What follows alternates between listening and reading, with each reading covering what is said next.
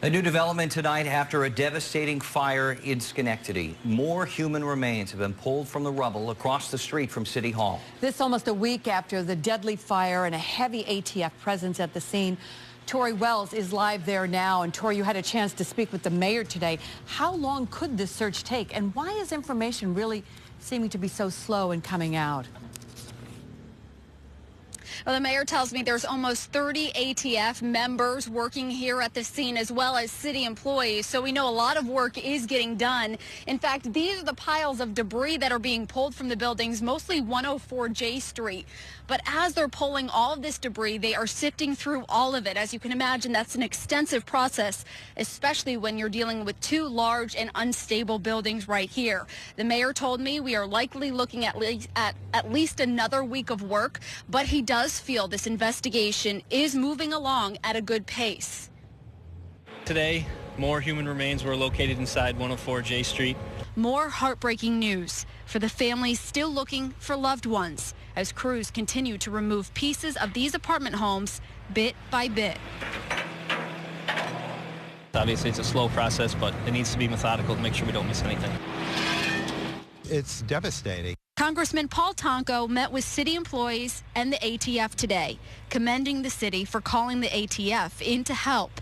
He says he can't talk about the investigation, but feels it's being done thoroughly.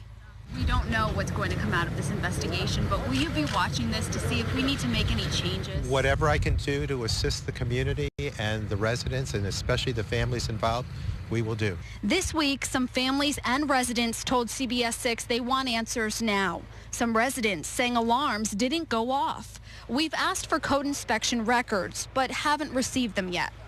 Why is this that not being released right now? It's because it's been picked up now as part of a possible criminal investigation.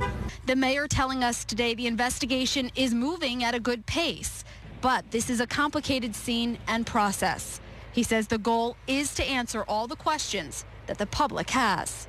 We are going to have an end product that will address all these issues, will cover all the bases, and will explain what went well and what failed. And the mayor told us that it's too soon to know how much this will end up costing the city.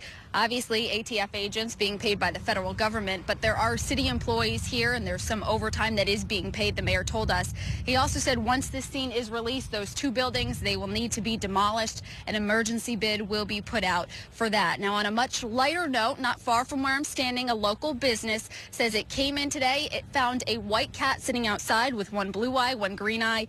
The owner believes that cat may have come from one of these buildings. He's hoping he can reunite it with its owner. Maybe some good news in this devastating situation. We are live in Schenectady. Tori Wells, CBS 6 News.